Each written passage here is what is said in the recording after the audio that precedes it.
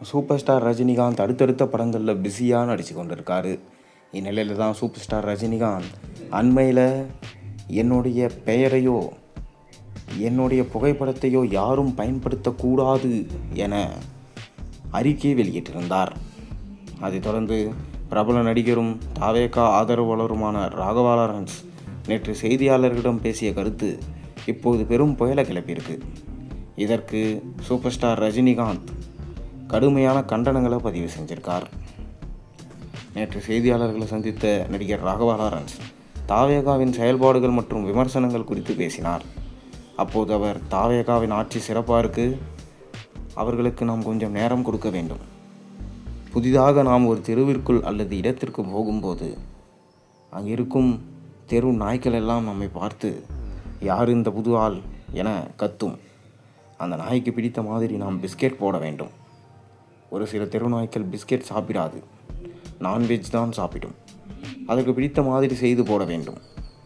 ஒரு சாதாரண நாய் வளர்ப்பதற்கோ அல்லது ஒரு வீட்டை நடத்துவதற்கோ இவ்வளவு விஷயங்கள் தேவைப்படுகிறது என்றால் ஒரு நாட்டையோ மாநிலத்தையோ கையில் கொடுக்கும்போது அவர்களுக்கு நாம் கொஞ்சம் டைம் கொடுக்க வேண்டும் என்று ஒரு உதாரணத்தை கூறி பேசியிருந்தார்.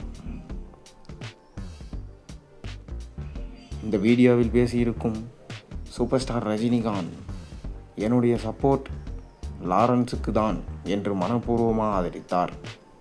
ஆனால் அது பலரின் மனத்தை சங்கடப்பட வச்சிருக்கு. சில நாய்களுக்கு பிஸ்கெட் போட வேண்டும், சில நாய்கள் பிரியாணி தான் சாப்பிடும் என்று சொல்லியிருக்கிறாரே, இதெல்லாம் ஒரு வார்த்தையா மாஸ்டர்?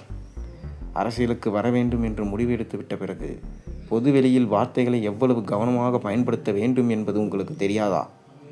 பலருக்கும் உதவி செய்து இருக்கிறீர்கள். ஆன்மீகவாதியான நீங்கள் இப்படி ஒரு பொது இடத்தில் இப்படிப்பட்ட வார்த்தைகளை பேசலாமா? இது மிகப்பெரிய தவறு. மக்களை எப்படி நீங்கள் நாய்கள் என்று சொல்லலாம்?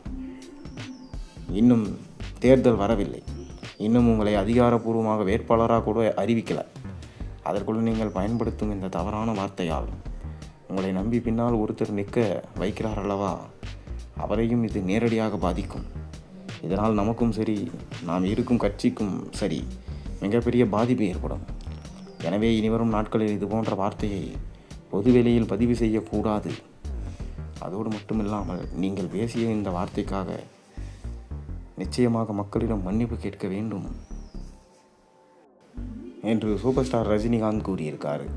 தொடர்ந்து, ஒன்று மக்களுக்கு நல்லது செய்ய விரும்பினால் அரசியலில் இறங்குங்கள், மக்களை விமர்சித்தால் கண்டிப்பாக வேண்டாம் என சூப்பர் ஸ்டார் ரஜினிகாந்த் லாரன்ஸுக்கு வேண்டுகோளும் விடுத்திருக்கிறார்.